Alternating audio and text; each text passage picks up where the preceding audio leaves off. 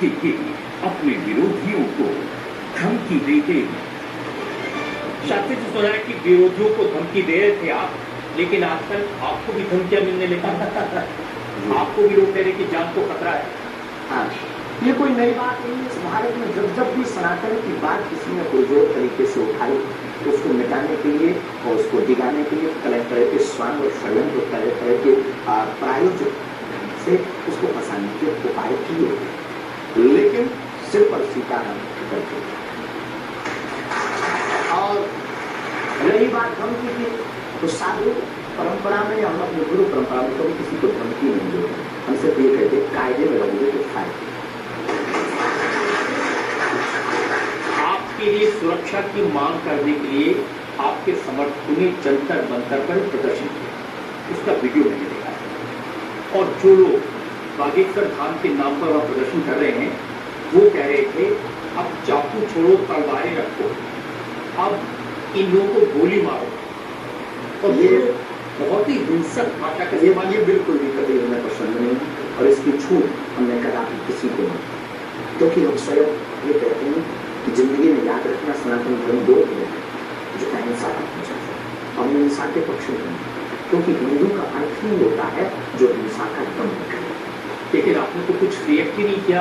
वो आपके spoke person है, उन्होंने कहा कि अरे तुम सब कब मारोगे, जब सब मर जाओगे, ईसाइयों को मुसलमानों को कब मारोगे। नहीं, ये बात बिल्कुल गलत है, क्योंकि सबको जीने का अधिकार है और हमें ऐसी कोई जानकारी नहीं लगी और हमारी तरफ से कोई विरोध नहीं है। मैंने आपको जानकारी दे दी, आप चाहें तो मैं आपको वीडियो भेज दूंगा, वो देख लीजिए। बिल्कुल, हम एक बात बोलेंगे, एक झिझक बोलेंगे, हम कभी इसके पक्ष में नहीं है। हम भारत में बहुत प्रेम और बहुत ही अहिंसापूर्ण जीवन के पक्ष में, इसलिए हमने हिंदू राष्ट्र की। इतने अहिंसा के पक्ष हैं आपने खुद कहा कि अब सब हिंदू अपने हाथ में हथियार, माला और भाला, ये तो हमारी देवी देवताओं के लिए, प्रत्येक भगवान के हाथ में किसी के हाथ में मुख है, त्रिशूल, उनसे भी लोगों को आपत्ति होती, जिन्हें दिक्कत है। हम सुरक्षा करना, भारतीय संविधान में भी हथियार देने का लाइसेंस दिया जाता है, उसको बंद कर दिया जाए। जो हथियार देने का लाइसेंस है वो आत्मरक्षा की, तो हम भी आत्मरक्षा के लिए भाला रखवा रहे हैं। हमारी क्षमता नहीं ना दो बंदूक लेने की, साथ गरीब आदमी।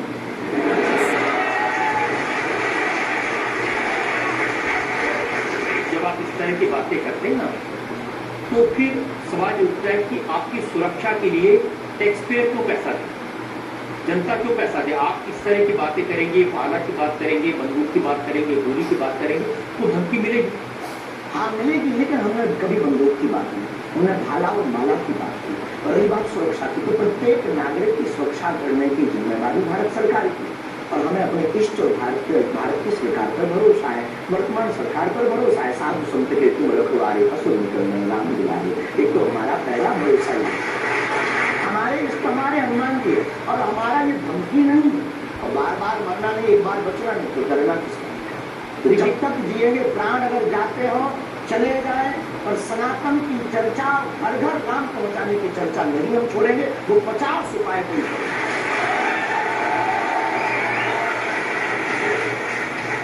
कोई ना कोई डर तो है। आप कहते हैं कि मैं अब बुलडोजर खरीदने वाला हूँ, हिंदू एक हो जाओ, पत्थर मारने वालों पर बुलडोजर चलाओ। ये भी हमारा अहिंसात्मक है, अहिंसा। बुलडोजर सबसे हिंसात्मक हो गया। वाह, कुआं खोदने की भी तो काम होता है। तो हमने कहा कि अगर राम की यात्रा पर कोई पत्थर फेंकेगा तो बचाने के लिए भाई बुलडोजर खरीदो। और अगर किसी को अपनी शरीर की दिक्कत है या किसी को अपने पंथ को दिक्कत है, वो क्रेन खरीद लेना। हम कोई रोक नहीं गए, लेकिन अभी हमारे पास इतना रुपया नहीं आया कि हम बुलडोजर दें। और अगर आप लोग सहयोग करेंगे तो हम रख लेंगे। देखिए, ये डायलॉग मारना अच्छा है, डायलॉग लोगों को मजा भी आता है, गुरु की परंपरा के लेकिन हम सिर्फ एक बात लोगों ये कैसे गुरु हैं जिनकी परंपरा में कभी भाला, कभी बुलडोजर, और फिर कहते हैं अहिंसा। ये हमारी ऋषि परंपरा, ये भगवान राम की परंपरा है। भगवान राम के टाइम पर बुलडोजर आते थे, भगवान राम धनुष बांध लिए थे। अब थोड़ा टेक्नोलॉजी बढ़ गई है, तो टेक्नोलॉजी के हिसाब से हमें भी बदलना चाहिए। परिवर्तन पड़ती क्या करेंगे बुलडोजर का? आत्मरक्षा। घर के बाहर रखेंगे कि देख भाई तू आना मत, ये भी है भाई। बंदूक जो इनके पास होते सिपाहियों के पास चलाते थोड़ी है अनेक बार, वो तो दिखाने के लिए होती है। आप जो बातें कह रहे हैं ना कि सिपाहियों के पास भी बंदूक होती है, जो सीमा पर रक्षा करती है उनके पास बंदूक होती है, हमारे पास तो नहीं हो सकती, ऐसी बातें जानते हैं। मैंने किससे सुनी थी बहुत साल पहले, पिंडरान वाले से। ये कौन? पिंडरान वाले पंजाब में जो आतंकवाद फैला था उसके सिंबल है। हमने कभी बंदूक की बात नहीं, बुलडोजर की। उनसे मैंने ये सवाल पूछा था, उन्होंने बुलडोजर रखी। मैं आपको बताता हूँ, उनसे मैंने ये मजाक की बात नहीं, मैंने उनसे सवाल पूछा था कि उनकी आपत्ति क्या थी कि जो हिंदू हैं वो यज्ञोपवीत क्यों पहनते हैं और सिख लोगों को कृपाण लेकर जाने की इजाजत क्यों नहीं होती। तो मैंने उनसे कहा यज्ञोपवीत से क्या नुकसान किसी को हो सकता है, तो उन्होंने कहा नहीं, इससे भी गला घोट के मारा जा सकता है। मैंने कहा आपको बंदूक की बात करें तो उन्होंने यही कहा था कि सिपाहियों के हाथ में भी तो बंदूक होती है, वो भी आत्मरक्षा के लिए। तो ऐसी बातें जो गुरु परंपरा के लोग हैं उनको नहीं कहनी चाहिए। आपकी दृष्टि से कह सकते हैं, लेकिन हमें लगता है कि आत्मरक्षा के लिए सब कुछ जरूरी है, वर्तमान समय में आवश्यक है। और बुलडोजर की बात अगर करें तो बुलडोजर का पूर्ण अहिंसात्मक ज्ञान है, और किसी व्यक्ति से अगर आप जोड़ रहे हैं तो उसका निज मत हमारा बंदूक की तरह। सनातन धर्म का मत है, सनातन धर्म का मत है सनातन सत्य, अहिंसा, दया, क्षमा, दान, जब तक मारकाट की बात को नहीं करना चाहता। ये वीरता का प्रतीक है बुलडोजर।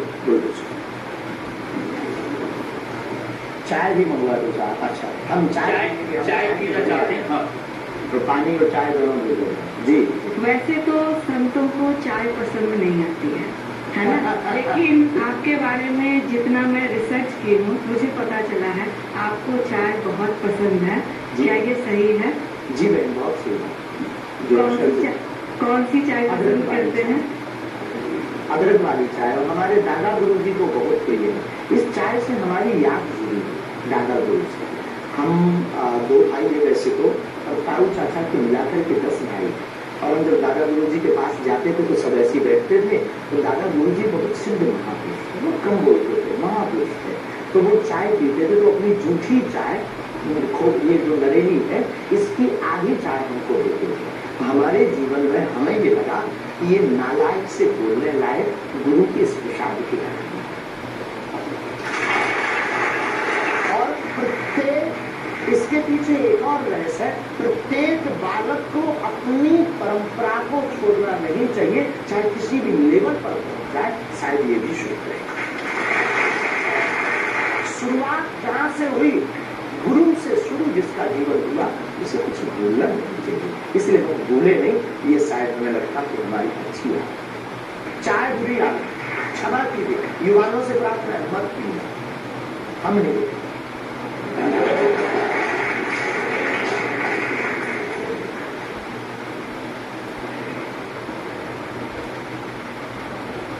और हमारे दादा गुरु ने तो श्लोक भी बनाया, कहो तो सुनाओ। चाय पर श्लोक। आपने नहीं सुना? एक बार, केतली गर्भ संभूतम शक्कर पत्ती मिश्रितम कप मध्य विराजते देवी ओम चाय चंडिकाय नमो नमः। और केवल इतना ही नहीं, चाय और चाय दोनों जिंदगी में बहन जरूरी है। चाय हमारे लिए जरूरी है क्योंकि हमें लगता है कि चाय से गुरु की याद आती है, और जिससे ईश्वर की याद आए वो बुरी चीज भी अच्छी है। और चाह परमात्मा को पाने की चाह भी जिंदगी में बहुत जरूरी है। जिसके अंदर ईश्वर को पाने की चाह होती, वो आदमी नंबर 1 का होता। चाहे पैसों से आनों में आती रही, चाहे आनों से रुपया बनाती रही, चाहे रुपयों से नोट बनाती रही, चाहे नोटों से कोठी चुनाती रही, चाहे कोठी में मोटर मंगाती रही, चाहे मोटर से होटल में जाती रही, चाहे होटल में होटल खुलाती रही, चाहे क्या क्या न करती कराती।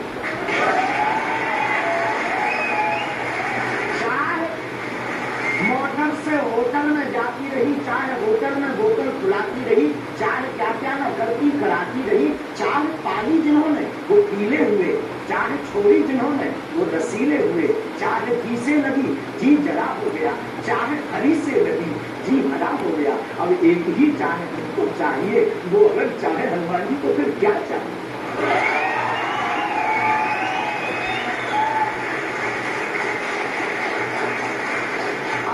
मत कहना तो ये डायलॉग बाजी,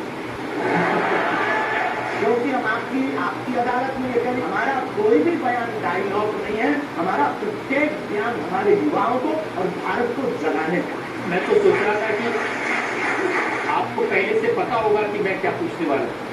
शायद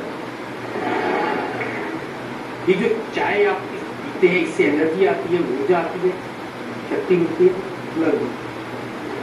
गुरु की याद आती है। और जो चाय पीना, सच बात यह है कि चाय पीना, चाय खाने का दुख मारती है, लेकिन हम 24 घंटे में 18 घंटे से लगभग 17 घंटे गद्दी पे बैठते बोलते हैं, भूख लगेगी तो नींद आएगी, नींद को लाने का एक अच्छा उपाय है, चाय पी लेंगे, भूख हम तो ज्यादा समाज सेवा कर पाते हैं, हमें ऐसा लगता है।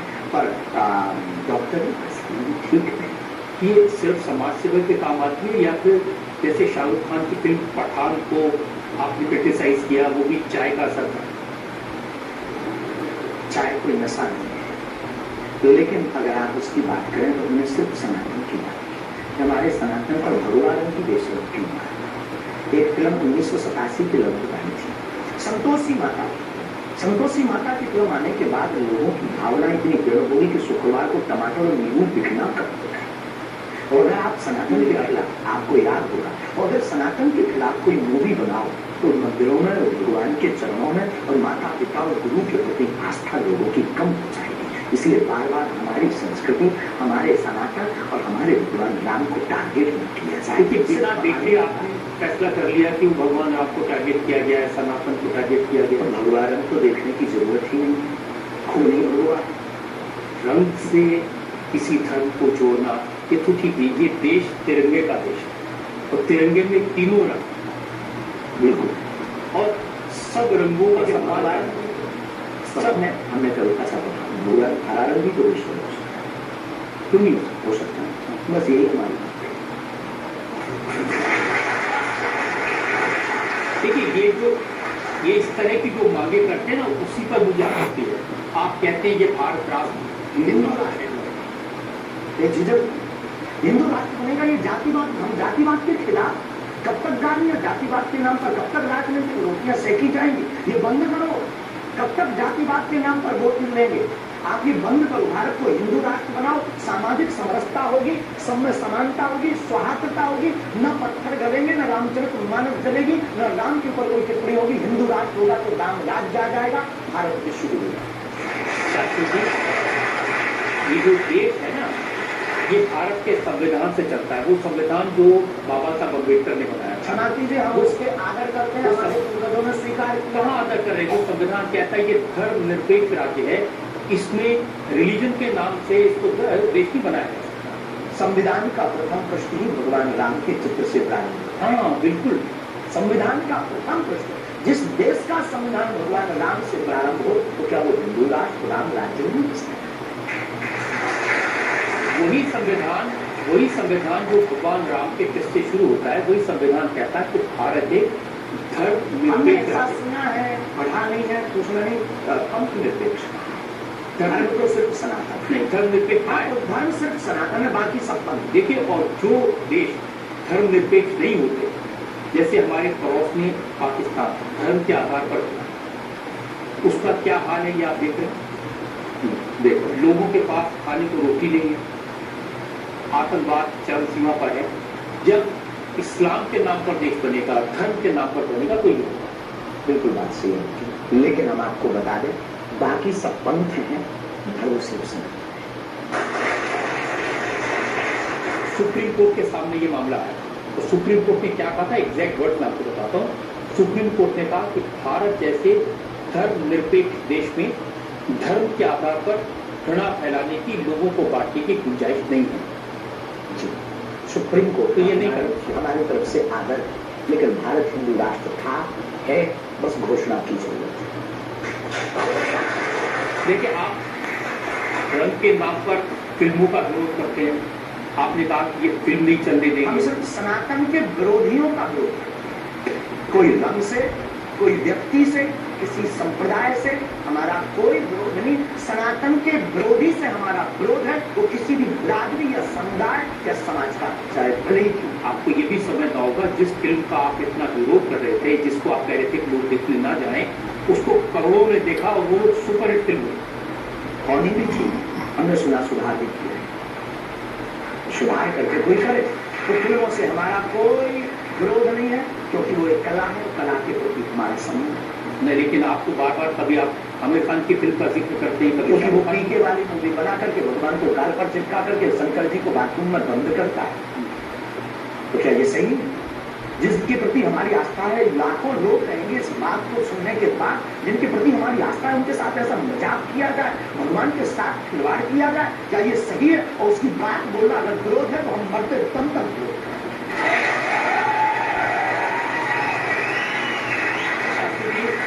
मुझे कभी कभी लगता है कि चूंकि आपकी उम्र कम है, जैसे आप इंदिरा वाले को नहीं जानते, ऐसे ही फिल्मों का इतिहास भी आप नहीं जानते। एक फिल्म आई थी बैजू बाबा, उसमें भजन था मन तड़पत हरि दर्शन हुआ है, जो सबसे हिट था।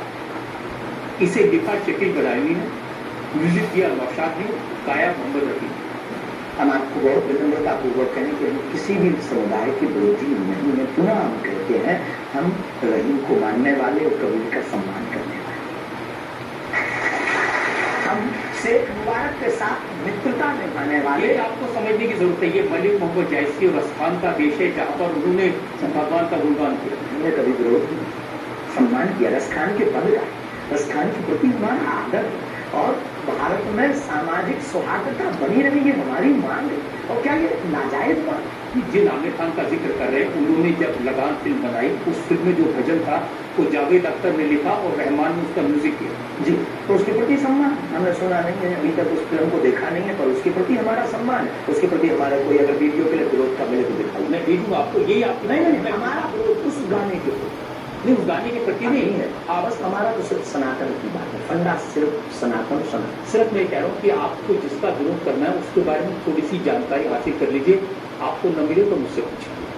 बहुत अच्छा है, अब आगे से कोशिश करेंगे, लेकिन सनातन के लिए कुछ नहीं पाएंगे।